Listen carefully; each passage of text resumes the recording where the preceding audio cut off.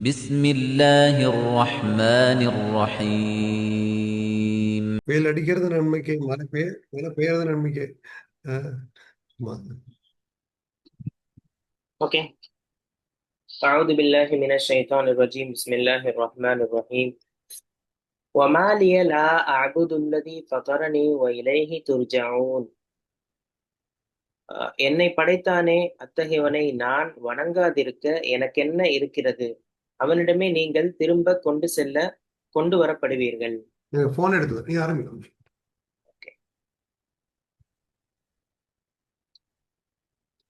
சூரா யாசினுடைய 22வது வசனம் இது.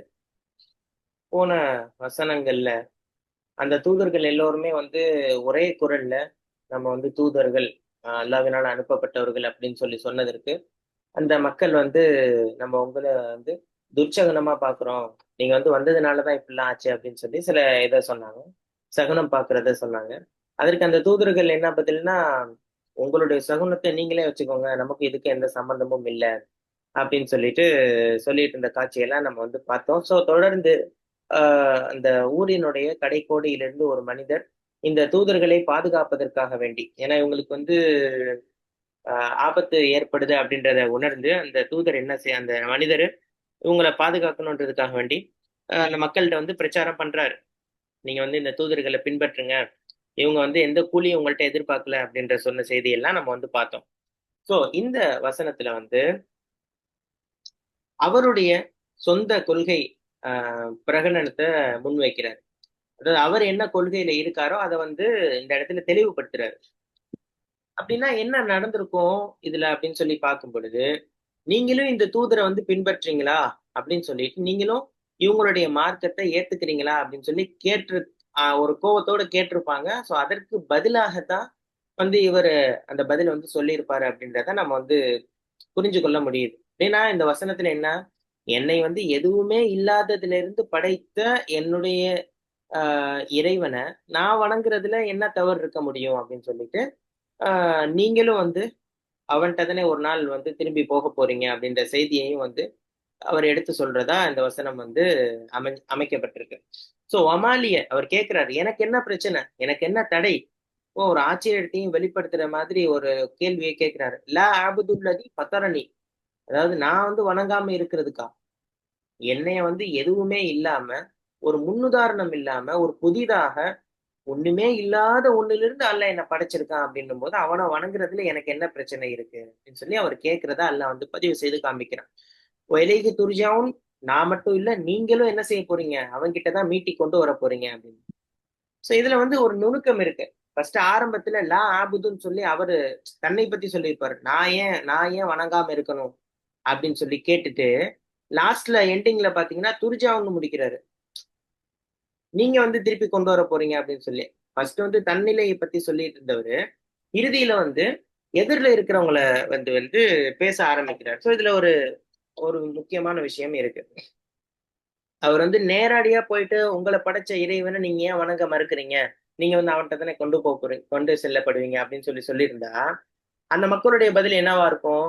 நீ யார் என்னைய சொல்றதுக்கு, எங்களுக்கு புத்திமதி சொல்றதுக்கு? நீ ஏற்கனவே அவங்க கர்வத்திலையும் பெருமையிலையும் தான் அந்த தூதர்களை எதிர்த்துட்டு இருக்கிறாங்க. அப்படி இருக்கும் பொழுது அவர் பேச ஆரம்பிக்கிற தொனி டோன் தாமேலே குற்றத்தை சாத்திக்கிறார். என்னை ஒருத்தன் படைச்சிருக்கான், அவனுக்கு நான் நன்றி செலுத்தாம இருந்தா அது எவ்வளவு பெரிய தப்பு. அப்போ அதனால நான் என்ன செய்ய முடியும் அப்படின்னு சொல்லி கேட்கும் பொழுது இவங்க எல்லாருமே எதிரில காது கொடுத்து கேட்க ஆரம்பிக்கிறாங்க. இது ஒண்ணு. என்னை படைச்சவனே நான் வணங்க போதே அப்படின்னு சொல்லி அவர் சொல்லக்கூடிய அந்த இது எதிரில இருக்கவங்க என்ன யோசிப்பாங்கன்னா, ஓ, நம்மளே இதே மாதிரி ஒருத்தன் படைச்சிருக்கணும்ல, அப்போ நம்ம அவனை வணங்காம வேற யாரையும் வணங்கிட்டு இருக்கோமே அப்படின்னு சொல்லி அவங்களே ஒரு செல்ஃப் எக்ஸாமைன், அந்த சுய பரிசோதனை செய்வதற்கான ஒரு வாய்ப்புகள் இருக்குன்றதுக்காக வேண்டி அல்லாஹ் இந்த மாதிரி அவர்களை பேச வச்சிருக்கான். சோ அதே மாதிரி ஆஹ் என்னை அப்படின்னு சொல்லிட்டு ஆரம்பிக்கும் போது லாஸ்ட்ல முடிக்கும் போது அவனிடமே திரும்பப்படுவீர்கள் அப்படின்னா, நான் சொல்றத கேட்கறதும் சரி, கேட்காம இருக்கிறதும் சரி உங்களுடைய இஷ்டம். ஆனா மரணத்துக்கு பின்னாடி நானும் சரி நீங்களும் சரி அவரிடம் கொண்டு வர போறீங்க. சோ இந்த இடத்துல இல்திஃபாத் அப்படின்னு சொல்லுவாங்க. ஃபர்ஸ்ட் ஒருத்தவர் தன்னை பத்தி தான் பேசிக்கிட்டே இருப்பாரு. அது எதிரில இருக்கவங்களுக்கு அவ்வளவு ஃபோர்ஸா தெரியாது. ஆனா முடிக்கும் போது எதிரில இருக்கவரை வச்சு முடிச்சாருன்னா அது கொஞ்சம் யோசிக்கிற மாதிரி இருக்கும். வந்து நான் இப்படி இருக்கேன், நான் இப்படி இருக்கேன், நான் அப்படி இருக்கேன்றத சொல்லிட்டே வந்துட்டு, நீங்களும் இப்படிதான் இருக்க போறீங்க அப்படின்னு சொன்னா, அந்த இடத்துல வந்து யோசிக்கிற மாதிரி இருக்கும். சோ அந்த டோன்ல வந்து பேசியிருக்கதா அல்லாஹ் வந்து இதுல பதிவு செய்து காண்பிக்கிறான். தஃப்சீர்ல இதற்கு அப்படி விளக்கம் குடுக்குறாங்க. சோ எப்படி நம்ம இத புரிஞ்சு கொள்ளலாம் அப்படின்னு சொல்லி பார்க்கும் பொழுது, இப்ப நான் சொன்ன அந்த 3 காட்சி தான். ஒரு மனிதர் ஃபர்ஸ்ட்டு நீங்க ஏன் அல்லாஹ்வ வணங்கல அப்படின்னு சொல்லி கேட்கல. அப்படி சொன்னா உங்களுக்கு டென்ஷன் ஆயிருக்கும். கோபத்த கிளறியிருக்கும். அப்படி இல்லாம என்னை படைத்தவன நான் வணங்குறதுக்கு எனக்கு என்ன பிரச்சனை இருக்குன்னு அவரை பத்தி தான் இதுல பேசுறாரு. சோ அதே மாதிரி ஃபதரனின்ற வார்த்தை ரொம்ப ரொம்ப முக்கியமான ஒரு வார்த்தை. அல்லாஹ் வந்து இதுக்கு முன்னாடி பதிய அப்படின்னு சொல்லி ஒரு வார்த்தையை நம்ம பார்த்திருந்தோம். பதியன்னா என்ன அர்த்தம்? எந்த ஒரு முன்மாதிரியும் இல்லாம அல்லாஹ் வந்து படைச்சிருக்கான். அதே மாதிரி ஃபத்தர் அப்படின்னு சொன்னா எனக்கு வந்து நான் ஒண்ணுமே இல்லாம இருந்தேன். ஜீரோவா இருந்தேன். எனக்கு உடலை கொடுத்திருக்கான், உயிரை கொடுத்திருக்கான், அருட்கொடைகள் எனக்கு வந்து கொடுத்திருக்கான். நான் மௌத்தாவுல வரைக்கும் எனக்கு என்னென்ன தேவையோ எல்லாமே குடுத்திருக்கான். அவனுக்கு நான் நன்றி செலுத்தாம இருந்தா, நான் எப்படிப்பட்ட ஆளா போயிருவேன். இது எப்படி நியாயம்? அப்படின்னு சொல்லி அவர் தன்னை பத்தி கேட்க ஆரம்பிக்கிறாரு.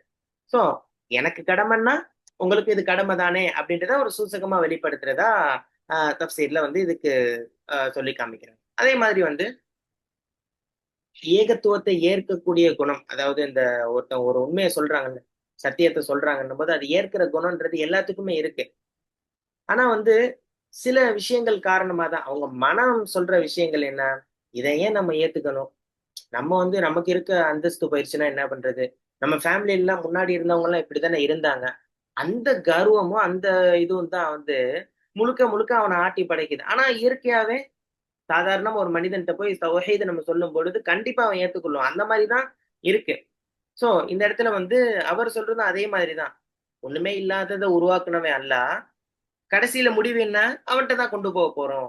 சிந்திக்க வைக்கிறாரு. அவருடைய பேச்சிலேயே வந்து மத்தவர்களை சிந்திக்க வைக்கக்கூடிய ஆ வந்து ஒரு தன்மை இருக்கு. இடைப்பட்ட இந்த வாழ்க்கையில, ஹயாத்துக்கும், மவுத்துக்கும் நடுவுல உள்ள இந்த வாழ்க்கையில, வேறொருத்தன வணங்கணும்னு சொல்லி நினைக்கிறது, அல்லாஹ்வுக்கு இணை கற்பிக்கிறது, அவன வணங்க மாட்டேன்னு சொல்றது, அவன வந்து அவனுக்கு இருக்கிற அந்தஸ்த மத்தவங்களுக்கு தர்றது, இந்த மாதிரி எல்லாம் செய்யறது பெரிய முட்டாள்தனம் அப்படின்றத அந்த மக்களுக்கு வந்து அவரு புரிய வைக்கிறார்.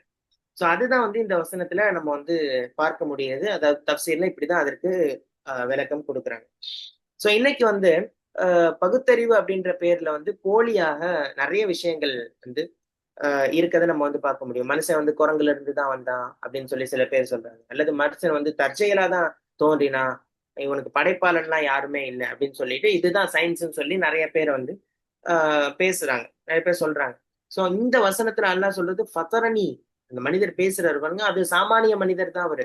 ஃபதரனி அப்படின்னு சொன்னா, என்னை ஒண்ணுமே இல்லாததுல இருந்து ஒருத்தன் உருவாக்கி இருக்கான். இத பத்தி நம்ம சிந்திக்கும் பொழுது தான் அல்லாஹ்வை உணர்வதற்கு ஒரு வழியாக இருக்கும் அப்படின்றத இந்த வசனத்துல நம்ம வந்து பார்க்க முடியும். அதே மாதிரி இன்னைக்கு நம்மளுடைய ஆ படைப்புகள், நம்ம பார்க்கக்கூடிய படைப்புகள் தான் இன்னைக்கு படைப்பாளனா நமக்கு காட்சிப்படுத்தப்பட்டிருக்கு. இன்னைக்கு நம்ம பார்க்கிற ஒரு ஹீரோ, அவர வந்து நம்ம என்ன சொல்லிடுறோம்?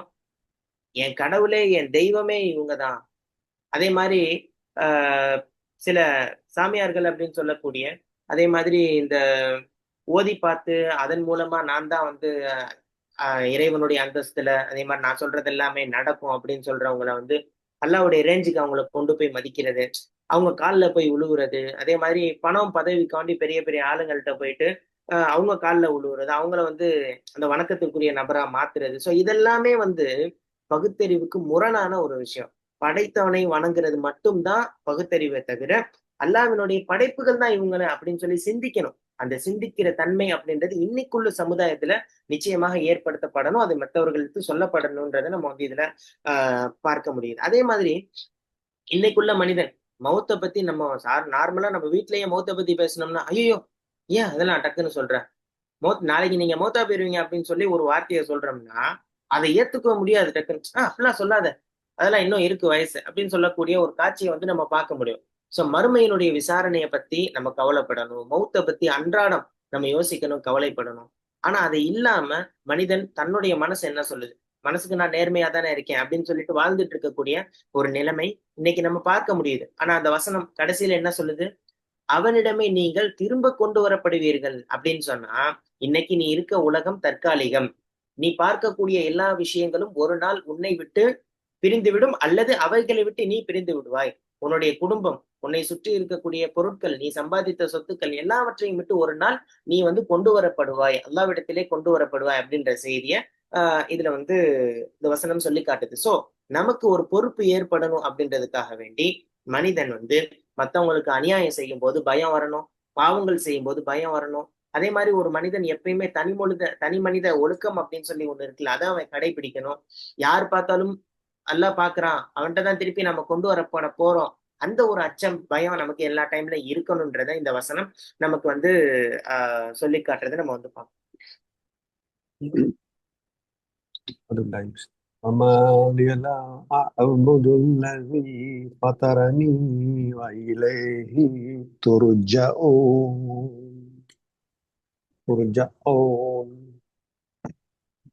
ஸோ எனக்கு என்ன ஆயிடுச்சு, இறைவனை வணங்காமல் இருக்க.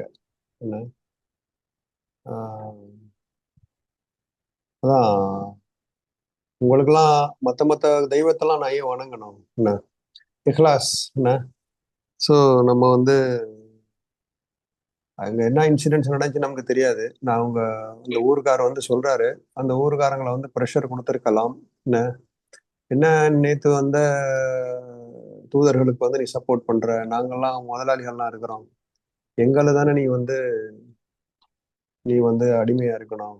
என்ன நீ திடீர்னு அல்லாஹ்க்கு அடிமைங்கிறிய, நம்மளுடைய தெய்வங்கள்லாம் விட்டுறேங்கிறிய அப்படிங்கும்போது அல்லாஹ் ஹிதாயத்து கொடுத்துறான் அவருக்கு. என்ன இஹ்லாஸா நான் வந்து ஏன் இந்த மற்ற காசு பணம், ரெண்டாவது வந்து மற்ற மற்ற நப்ஸோடைய ஆசைகள் எல்லாம் நான் ஏன் வணங்கணும்?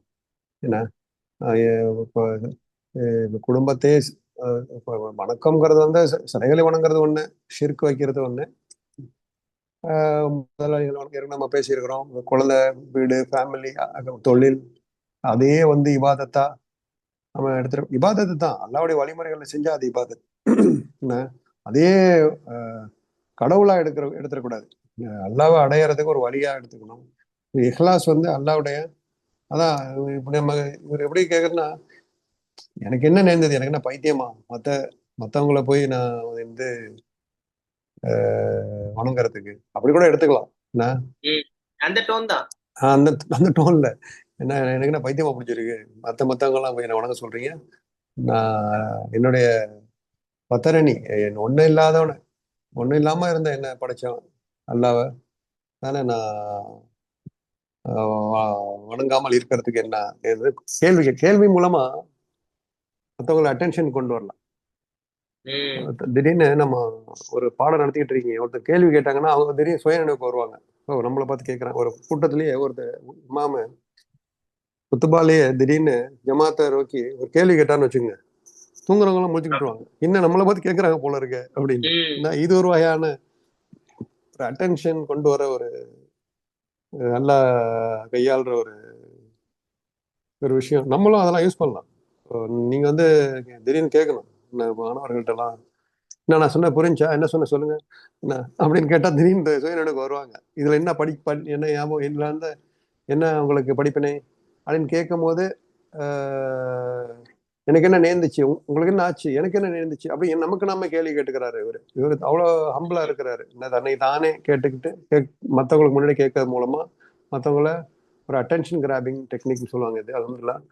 ஸோ அல்லாஹ் வணங்காம இருக்கிறதுக்கு, என்ன ஒண்ணுமே இல்லாம ஜீரோவா இருந்தேன், நல்லா வந்து என்ன படைச்சான், என்ன இந்த அளவுக்கு வந்து எல்லாம் வந்து நல்லா கம்ஃபர்டபுளா வச்சிருக்கான். நமக்கு கீழே எவ்வளவு சிரமப்பட்டுக்கிட்டு எவ்வளவு பேர் இருக்கிறாங்க, நம்ம அல்லா படைத்த நோக்கத்தை நம்ம செயல்படுத்துறோமா அப்படிங்கறத ஒவ்வொருத்தங்களும் ஒவ்வொரு மாதிரியா படைச்சிருக்கான்ல. என்ன ஒருத்தங்களை வந்து நல்லா ஒரு திறமையை கொடுத்துருப்பான், ஒருத்தங்களுக்கு ரிஸ்கை கொடுத்துருப்பான், ஒரு காசு பணம் கொடுத்துருப்பான், ஒருத்தங்களுக்கு அறிவை கொடுத்துருப்பான், ஒருத்தங்களுக்கு உடல் பலத்தை கொடுத்துருப்பான், ஒருத்தங்களுக்கு வந்து என்ன பேச்சு திறமை, கல்வி திறமை எல்லாம் கொடுத்துருப்பான். அந்தந்த துறையில அவங்களுக்கு என்னென்ன பர்பஸோ அதை நோக்கி அவங்க முன்னேறணும். என்ன ஸோ அவங்களுக்கே தெரியும், இல்ஹாம் கொடுத்துருப்பான்ல. இந்த இது என்ன அவரு செய்யறத பார்த்து நம்ம செய்வோம் வந்து அப்படிங்க நம்ம வந்து ரோல் மாடலா வச்சுக்கலாம் அந்த ஃபீல்ட்ல.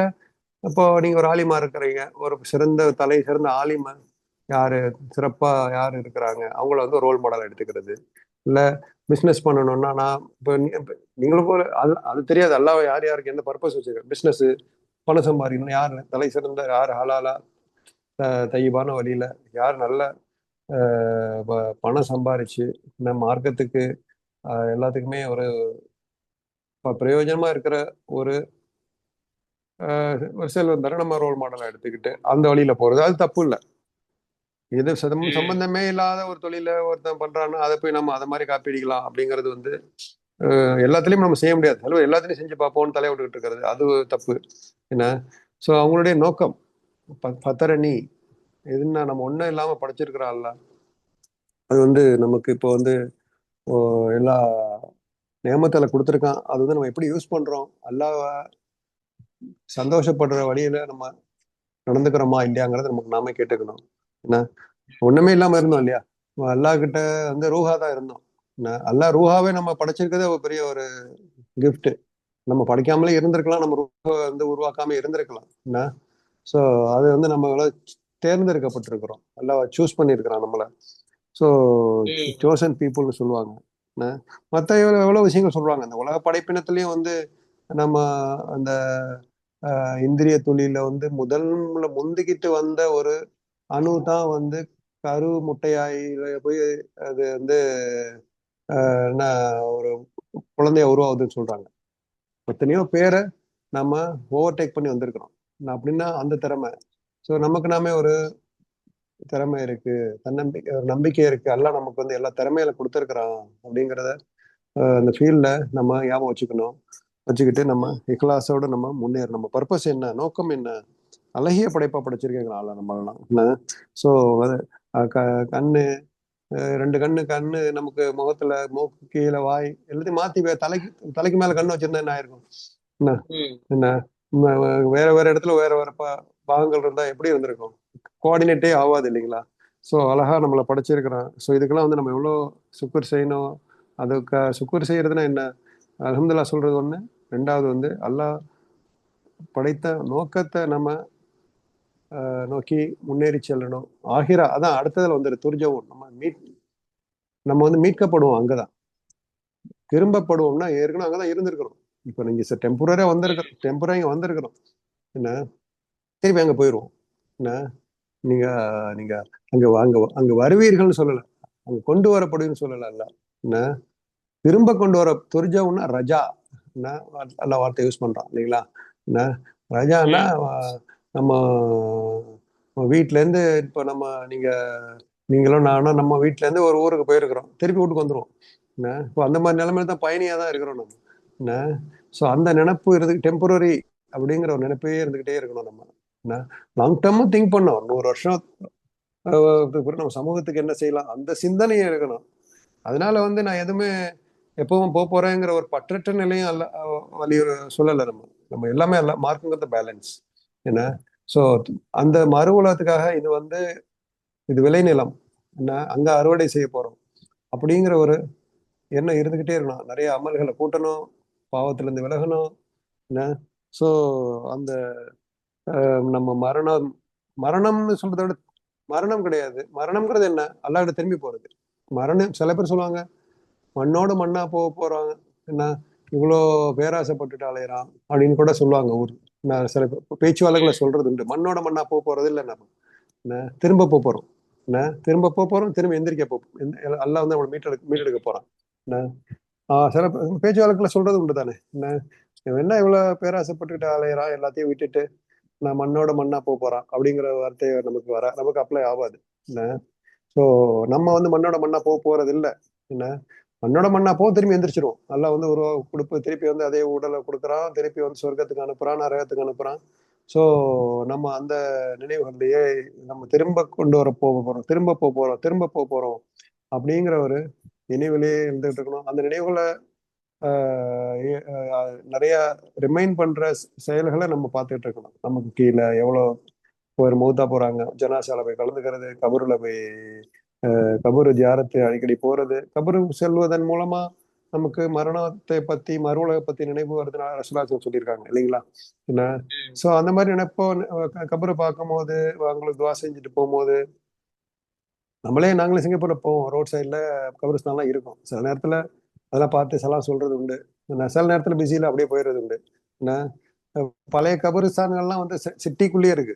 நான் ஒரு சிங்கப்பூர்ல வந்து ஒரே ஒரு கபிரிஸ்தான் தான், இப்போ எல்லாத்தையும் கொண்டு போயிட்டாங்க.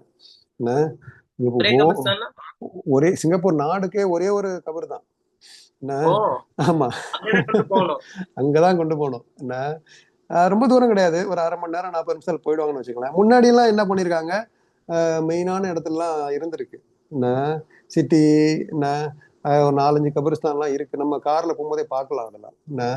ஸோ அதெல்லாம் பார்க்கும்போது ஒன்ஸ் அங்க போய் கபூர்ல போய் அந்த ஒரே ஒரு கபூர்ல போய் நம்ம போய் இப்போ எல்லாத்தையும் அங்கதான் கொண்டு போய் எலும்புகள்லாம் கூட எடுத்து அங்க கொண்டு போய் அடக்கம் பண்றாங்க.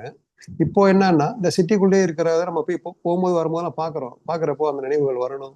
ஒரு நாளைக்கு இதுதான் நம்மளுடைய உண்மையான இடங்கிற ஒரு நினைவு வந்துகிட்டே இருக்கணும். இன்ஷா அல்லாஹ் அந்த ஆழமான ஒரு திரும்ப போறோங்கிற ஒரு நம்பிக்கை வரணும். கேள்வி கணக்கு இருக்கு, சொர்க்கம் நரகம் இருக்கு, இந்த மறைவான விஷயங்கள் நாங்க இருக்குது, நான் ஏற்கனவே அங்கதான் இருந்திருக்கிறோம், அங்க இருந்து வந்திருக்கிறோம் அப்படிங்கிற ஒரு நுழைவுகளோட இருந்துகிட்டு அந்த நல்லாமல் செய்யணும், பாவத்துக்கு விலகி இருக்கணும். அது மூலமா நல்லா இருக்கும், உலகமே நல்லா இருக்கும். என்ன நாம திரும்ப போறோம் இருந்தா ஒருத்தன் ஏமாத்துறான், ஒருத்தன் போய் சொல்றான், என்ன ஒருத்தன் ஒரு உறவையே கட் பண்றோம். என்ன அந்த மாதிரி நம்ம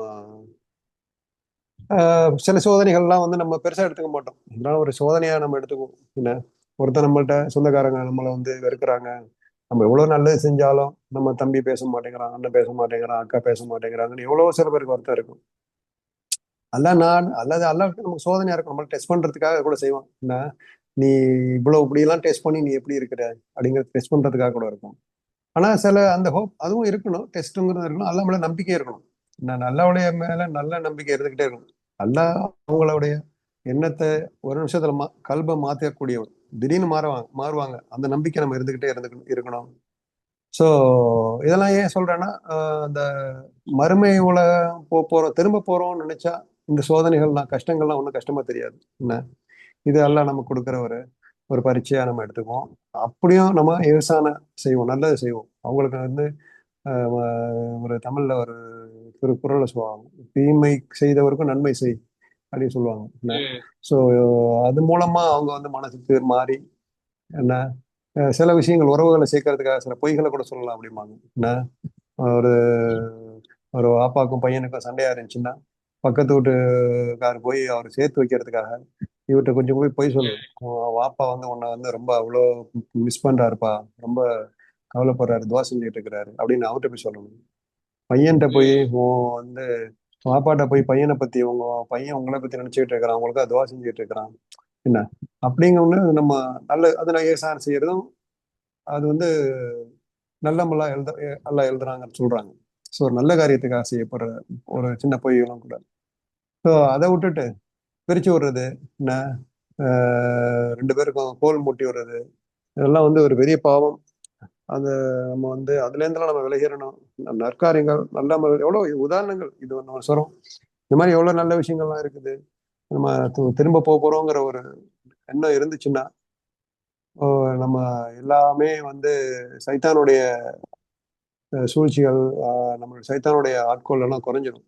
நம்ம வந்து அல்லாவுடைய நினைவுகளே இருப்போம் நம்ம இன்ஷா அல்லாஹ். அப்படிங்கிறது இந்த ஆயத்துல நான் புரிஞ்சுக்கிறேன். ஸோ முதல்ல இஹ்லாஸான ஒரு களப்பற்ற வணக்கம். நம்மள நோக்கம் என்ன, நம்ம திரும்ப செல்ல போறோங்கிற ஒரு என்ன நினைவுகளோடய நம்ம இருந்துகிட்டே இருக்கணும். அது எப்படி இருக்க முடியும்? இந்த குர்ஆன் ஓதுறது மூலமா, இந்த மாதிரி ஆயத்துக்களை நம்ம சிந்திக்கிறது மூலமா முடியும் இன்ஷா அல்லாஹ்.